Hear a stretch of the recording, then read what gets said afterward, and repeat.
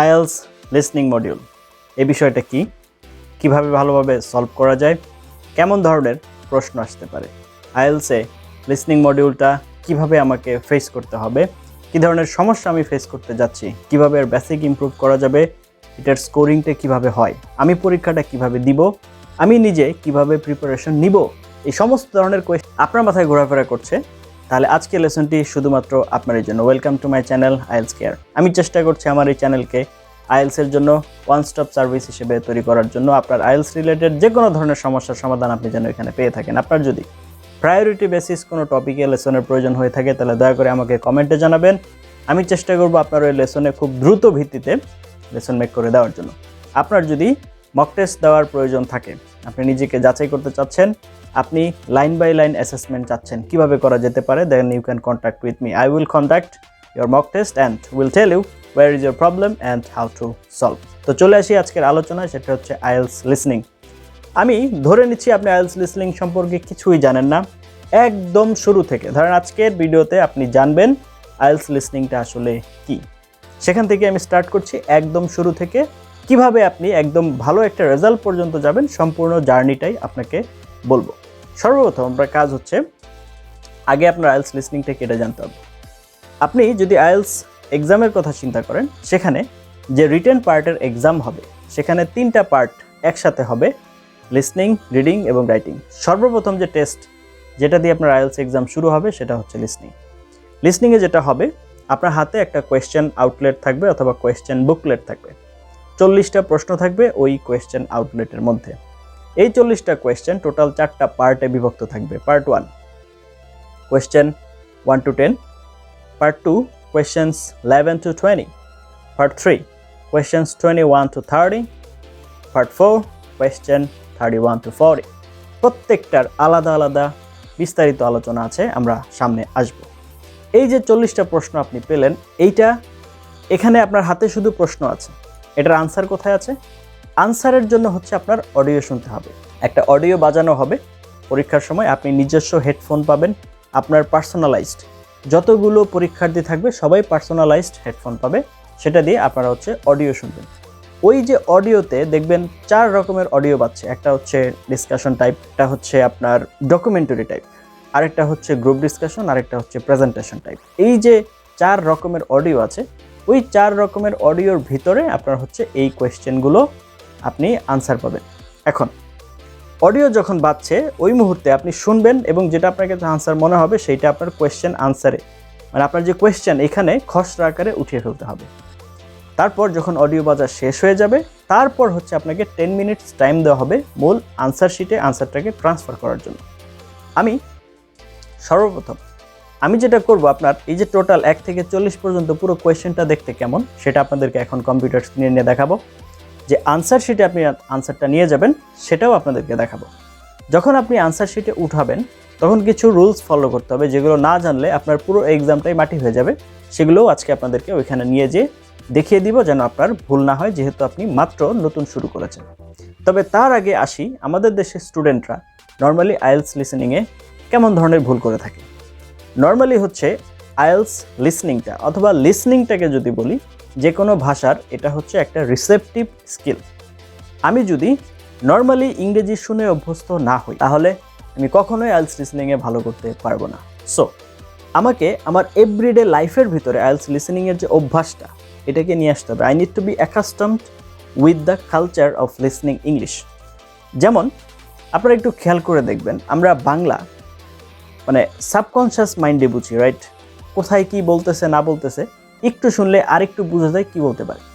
ইংরেজির ক্ষেত্রে কি আমাদের সেটা ঘটে না, কারণ আমরা ইংরেজি শুনি খুবই কম। আমরা ইংরেজি শুনি না বললেই চলে। তো এখন আপনি যদি আইএলস লিসনিংয়ে ভালো করতে চান তাহলে সর্বপ্রথম আপনার যেটাতে মনোযোগ দিতে হবে সেটা হচ্ছে you must listen every day. কমপক্ষে ঘন্টাখানেক করে আপনার ইংরেজি শুনতে হবে। এখন প্রশ্ন হচ্ছে কি শুনবেন? জাস্ট একটা জিনিস আপনি রেগুলারলি শুনে যান, আপনার অনেক এবং অনেক ইমপ্রুভমেন্ট হবে, সেটা হচ্ছে পডকাস্ট।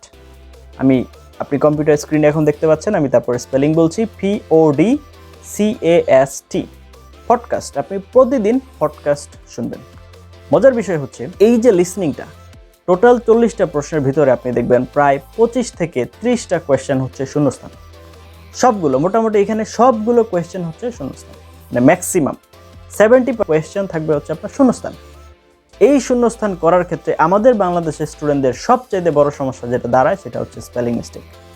স্পেলিং মিস্টেকের ক্ষেত্রে স্পেলিং মিস্টেকের মধ্যে কয়েকটা ইস্যু আছে, যেমন ভার্ব না বোঝা, সেটা যদি আপনার প্রেজেন্ট ইনডিফিনিট টেন্সে হয় তাহলে এস বাই এস যোগ করতে হয়, এই ধরনের কিছু ইস্যু আছে।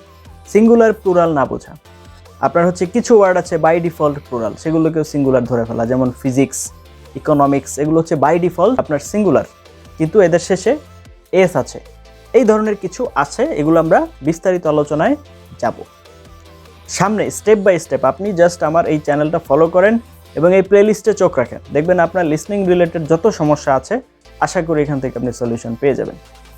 লিসনিং এমন একটা মডিউল, আপনি চাইলে এখানে 40 আউট অফ 40 কারেক্ট করতে পারেন। আপনি একাডেমিকের হন আর জেনারেল ট্রেনিংয়ের হন, যেই হন না কেন, লিসনিং অলমোস্ট সেম হবে, নিয়ম সেম। তবে একাডেমিকে আপনার হচ্ছে অল্প কারেকশনে বেশি মার্ক পাবেন, আর জেনারেল ট্রেনিংয়ে হচ্ছে বেশি কারেকশনে অল্প মার্ক পাবেন। কারণ জেনারেল ট্রেনিংয়ের ক্ষেত্রে দেখা যায় যে 2-3টা বেশি করলে কিছু অল্প মার্ক আসে। এই রিলেটেড আলোচনা, মানে আইএলস লিসনিংয়ের স্কোরিং কিভাবে হয় সেটার একটা বিস্তারিত লেসন আসবে, জাস্ট চ্যানেলের সাথে কানেক্টেড থাকেন, ওইটা দেখলে আশা করি আপনাদের একদম পুরো চার্ট আমি ক্লিয়ার করে দেওয়ার চেষ্টা করব। আচ্ছা ঠিক আছে, এবার আসি। তো আমাদের বাংলাদেশের স্টুডেন্টদের মেইন সমস্যা হচ্ছে এখানে স্পেলিং, এবং আরেকটা সমস্যা হচ্ছে রেসপন্স টাইম। যেহেতু এখানে কি বলছে আপনি শুনছেন এবং সাথে সাথে আপনাকে লিখতে হবে। আমরা নর্মালি কখনো এই কাজ করে অভ্যস্ত না, কিন্তু সাংবাদিকরা এটা করে, জানেন? সাংবাদিকরা যা শুনে হুবহু লিখে ফেলে। এখন কথা হচ্ছে, ও আপনার বক্তা যা বলছে সে কি তাই লিখছে? নো, সে সাইন ব্যবহার করছে। কি লিখছে তার সাইন ব্যবহার করছে, পরবর্তীতে সে বুঝে নেবে যে এটা লেখা ছিল। আমাদের লিসনিংয়ের ক্ষেত্রেও তাই করতে হবে। আপনি যখন লিসনিং করবেন এবং হচ্ছে আপনি আনসার লিখছেন, ধরেন বড় একটা ওয়ার্ড আসলো, আমরা ওইটার একটা সংক্ষিপ্ত রূপ লেখা রাখবো, যাতে আমি জাস্ট পরে বুঝি এখানে কি ওয়ার্ড ছিল। পরে মূল আনসার শিট ট্রান্সফার করার জন্য আমাকে আলাদা 10 মিনিটস টাইম দেওয়া হবে। রিল্যাক্সে আমি তখন আপনার মূল আনসার শিটে আনসার ট্রান্সফার করতে পারবো। ওকে, তো অনেক আলোচনা করলাম, আরও কিছু আলোচনা বাকি আছে। তার আগে চলুন আপনাদেরকে নিয়ে যাই কম্পিউটার স্ক্রিনে এবং একটা টোটাল কোয়েশ্চেন, আনসার শিট, এগুলো সব দেখিয়ে নিয়ে আসি। তো আমরা চলে এসেছি কম্পিউটার স্ক্রিনে। আমরা দেখতেই পাচ্ছি আমরা হচ্ছে আইএলস চলে এসেছি। এই পিডিএফটা বা এই কোয়েশ্চেনটা আমি আইএলসের অফিসিয়াল ওয়েবসাইট থেকে কারেক্ট করেছি, যেন আমরা সঠিকভাবে জিনিসটা বুঝতে পারি। There is a practice test of listening. আমরা এখন দেখব কোয়েশ্চেনগুলো কেমন। প্রথমেই হচ্ছে আপনার কিছু ইনস্ট্রাকশন দেওয়া আছে। টোটাল এই যে টাইমিংটা অ্যাভারেজ হচ্ছে 30 মিনিটস। আপনার টোটাল লিসনিং টেস্টটা অডিও বাজবে, এটা আপনার হচ্ছে টোটাল 30 মিনিটসের মতো। এর ভিতরে আপনার হচ্ছে 10 মিনিটস এক্সট্রা টাইম থাকবে আপনার হচ্ছে টেস্ট শেষ করার পর মূল আনসার শিটে ট্রান্সফার করার জন্য। So 10 minutes. ওকে, এখন আপনার স্টুডেন্টদের জন্য ইনস্ট্রাকশন টু ক্যান্ডিডেটস, এখানে কিছু ইনস্ট্রাকশন আছে। Let's have a look. Do not open this question paper until you are told to do so. এক্সামের দিন আপনি ততক্ষণ পর্যন্ত এটা ওপেন করবেন না যতক্ষণ আপনাকে এটা বলা হচ্ছে। Write your name and candidate number in the spaces at the top of this page. তো আপনাকে আমি দেখাবো আনসার শিট কোথায়, এটা হচ্ছে তার জন্য।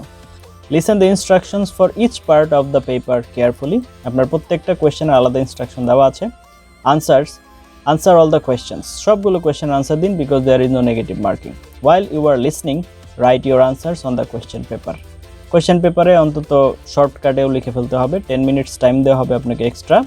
ইউজ পেন্সিল, পরীক্ষা দেওয়ার জন্য পেন্সিল আপনার ইউজ করতে হবে। At the end of the test hand in this question paper. আপনার এই কোয়েশ্চেন পেপারটা হ্যান্ড ওভার করে দিতে হবে, কারণ আপনি এটা নিয়ে আসার সুযোগ নেই। ওকে, তো এখন কথা হচ্ছে ইনফরমেশন ফর ক্যান্ডিডেটস। এই পরীক্ষায় কী কী থাকতে যাচ্ছে? There are 4 parts in the test. You will hear each part once only, একবারই শুনবেন। There are 40 questions, each questions carries 1 mark. For each part of the test, there will be time for you to look through the questions and time for you to check your answers. Okay, so প্রথমে আমরা চলে আসি, এই যে দেখুন section 1 questions 1 to 10। এইখানে অডিওর মধ্যে ভাগ থাকবে কিভাবে। প্রথমে আপনার কোয়েশ্চেন 1 to 4 এর জন্য অডিও বাজবে একটা পার্ট, এবং এটার ক্ষেত্রে আপনাকে আগে বলা হবে please have a look questions 1 to 4। ওকে, আপনাকে এখানে 20 বা 30 সেকেন্ডস টাইম দেওয়া হবে। এই টাইমে আপনি কোয়েশ্চেন নাম্বার 1, কোয়েশ্চেন নাম্বার 2 এবং হচ্ছে কোয়েশ্চেন নাম্বার 3 এবং কোয়েশ্চেন নাম্বার 4 এগুলো একটু চেক আউট করবেন। এগুলো হচ্ছে আপনার প্রশ্ন, এখানে একটা আনসার বসবে, এখানে একটা আনসার, এগুলো মূলত শূন্যস্থান, এটা আর একটা আনসার। তো এগুলো কীভাবে সলভ করতে হবে সেগুলো আমরা পরবর্তী ক্লাসগুলোতে আমরা দেখব, এবং এটা পূরণ করার সময় আমার হচ্ছে এই যে ইনস্ট্রাকশনটা খুব ভালোভাবে দেখতে হবে। কি বলা হচ্ছে, no more than 2 words and or a number, দুইটার বেশি শব্দ অথবা নাম্বার এখানে ব্যবহার করা যাবে না, এটি খেয়াল রাখতে হবে। ঠিক আছে, এরপর যখন এই 1 থেকে 4 এর জন্য অডিও বোঝা শেষ হবে তখন আবার আপনাকে আবার টাইম দেওয়া হবে, কিছু এক্সট্রা টাইম। বলা হবে now have a look to your questions 1 to 4, আপনি যা দিয়েছেন সেটা আবার গো থ্রু করার জন্য। এরপরে হচ্ছে আপনার সেকেন্ড পার্টের অডিও বাজবে কোয়েশ্চেন 5 to 10 এর জন্য। এটাও একটা শূন্যস্থান, এই যে কোয়েশ্চেন 5, তারপর 6, তারপর হচ্ছে 6, তারপরে 7, তারপরে হচ্ছে 8 এবং 9, তারপর হচ্ছে 10। তো প্রথমে আপনাকে কিছুক্ষণ সময় দেওয়া হবে কোয়েশ্চেনগুলো দেখার জন্য, এবং এখানে বলে দেওয়া হয়েছে দেখেন no more than 2 words and or a number, একই ধরনের ইনস্ট্রাকশন এইখানেও। এবং আবার যখন অডিও বাজা শেষ হয়ে যাবে তখনও আপনাকে আবার এগুলোর আনসার দেখার জন্য আবার কিছু সময় দেওয়া হবে। তো পার্ট 1 গেল। এরপর হচ্ছে সেকশন 2 কোয়েশ্চেন্স 11 to 20, এখানেও ভাগ আছে আপনার হচ্ছে 11 থেকে 15-র জন্য। এখানে দেখুন এটা হচ্ছে মাল্টিপল চয়েস, 11, 12, 13, এই তিনটা থেকে যে কোনো একটা সঠিক উত্তর আপনাকে খুঁজে বের করতে হবে, এবং খুঁজে বের করবেন কিভাবে, আপনি অডিওতে পাবেন। 11 থেকে 15-র জন্য ফার্স্ট বাজবে, তারপর 16 থেকে 20-এর জন্য আরেক পার্ট, নো মোর দেন 2 ওয়ার্ডস। এইবার দেখেন নাম্বারের কথা বলে নাই, শুধুমাত্র ওয়ার্ড, তার মানে এখানে আনসার হিসেবে নাম্বার আসার কোনো সুযোগ নেই। এবং 16 থেকে 20-এর জন্য আলাদা অডিও, 11 থেকে 15-র জন্য আলাদা অডিও। ওকে, ঠিক আছে, আসলাম। এরপরে হচ্ছে সেকশন 3 কোয়েশ্চেন্স 21 to 30, 21 থেকে 24-এর জন্য হচ্ছে আলাদা একটা অডিও বাজবে, নো মোর দেন 2 ওয়ার্ডস। এখানে কিন্তু নাম্বার নেই, শুধু ওয়ার্ড। দেখুন আমাদের এখানে একটা আপনার হচ্ছে প্রসেস ডায়াগ্রাম আছে, তো ডায়াগ্রামের ভিতরে এটা একটা প্রজেক্টের নাম, তারপরে এখানে একটা শূন্যস্থান 21, তারপরে এখানে 22, তারপরে 23। এই জিনিসগুলো দেখার জন্য আমি সময় পাবো কিছুক্ষণ, তারপরে আবার আনসারগুলোও চেক করার জন্য কিছুক্ষণ সময় পাবো। এরপরে 25 থেকে 27 এটা একসাথেই বাজবে, 25 থেকে 27, 28 এবং 29, 30 এই সবগুলোর জন্য আপনার 3টা অডিও বাজবে না, 2টা অডিও বাজবে, 25 থেকে 30 সম্পূর্ণটার জন্য। ঠিক আছে, এগুলো হচ্ছে শূন্যস্থান, নো মোর দেন 1 ওয়ার্ড। এই ইনস্ট্রাকশনগুলো খুব ভালো করে খেয়াল করতে হবে, তার মানে এই শূন্যস্থানে আপনি একটার বেশি শব্দ বসাতে পারবেন না। এখানেও শূন্যস্থান, এখানেও শূন্যস্থান এবং এখানেও শূন্যস্থান। ঠিক আছে, এরপর হচ্ছে থার্ড পার্ট চলে গেল। এবার হচ্ছে ফোর্থ পার্ট, কোয়েশ্চেন্স 31 to 40। এখন এই ফোর্থ পার্টে কোনো ভাগ থাকবে না, সম্পূর্ণটার জন্য অ্যাট এ টাইম, মানে অ্যাট এ স্ট্রেচ, একটা অডিওর ভিতরে সম্পূর্ণটা, এবং মাঝখানে কোনো গ্যাপ দেওয়া হবে না। নো মোর দেন 2 ওয়ার্ডস, তার মানে 2টার বেশি শব্দ এখানে বসানো যাবে না। তাহলে 31 শূন্যস্থান, 32 শূন্যস্থান, 33 2টা শূন্যস্থান, 34 শূন্যস্থান, তারপর হচ্ছে 35 মাল্টিপল চয়েস, 3টা অপশন আছে, এখান থেকে আপনার একটা আনসার সিলেক্ট করতে হবে, 36ও মাল্টিপল চয়েস। তারপর হচ্ছে আপনার 37 থেকে 40 আবার শূন্যস্থান, এখানে বলা হচ্ছে নো মোর দেন 2 ওয়ার্ডস, 37 শূন্যস্থান, তারপর হচ্ছে 38 শূন্যস্থান, 39 শূন্যস্থান এবং 40 শূন্যস্থান। এই হচ্ছে টোটাল আপনার কোয়েশ্চেন। এই রকম দেখাবে, আমি যদি প্রথম থেকে আপনাদেরকে আবার দেখাই, এই হচ্ছে আপনার লিসনিং কোয়েশ্চেন, এখান থেকে শুরু, এই যে 1 থেকে শুরু, এই যে এই রকম হচ্ছে আপনার কোয়েশ্চেনটা দেখাবে। এই পেপারটা আপনার হাতে থাকবে এবং অডিও আপনি কানে শুনবেন। এইখানে যে শূন্যস্থানগুলো আছে বা মাল্টিপল চয়েসগুলো আছে, যেগুলো আছে সেগুলোর উত্তর আপনি অডিও শুনলে বুঝতে পারবেন, যদি আপনি অডিও মোটামুটি আইডিয়া রাখেন। এই হচ্ছে মোটামুটি আমাদের লিসনিং মডিউলের পরিচিতি। তো দেখুন, এইটা হচ্ছে আমাদের লিসনিংয়ের আনসার শিট।